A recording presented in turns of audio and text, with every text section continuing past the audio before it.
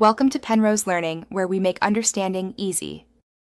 You're starting now. Sign into an administrator account and back up your files so nothing is lost.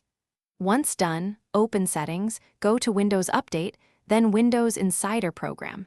Make sure the Microsoft account currently enrolled is the one you control. This matters because leaving the program is tied to your account. You'll use these pages to tell Windows to stop receiving builds. Don't pause here. Proceed to the enrollment controls in the next step to choose how to exit. Now decide how to leave.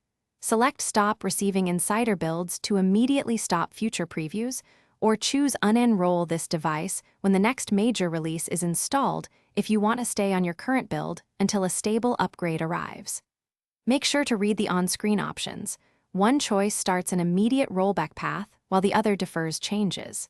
If you're on a higher-risk preview build, Windows may warn you that a clean install or recovery will be needed to return to a supported public build. Don't ignore that warning.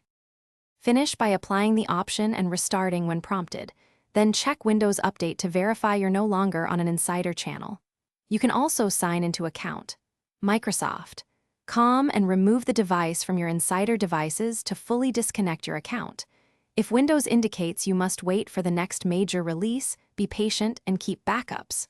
Troubleshooting tip: if you get stuck on a preview build or can't roll back, try System Recovery or roll back within 10 days. Otherwise, perform a clean install of the latest stable Windows image. Thanks for watching. If this was helpful, leave a like and consider subscribing. See you next time.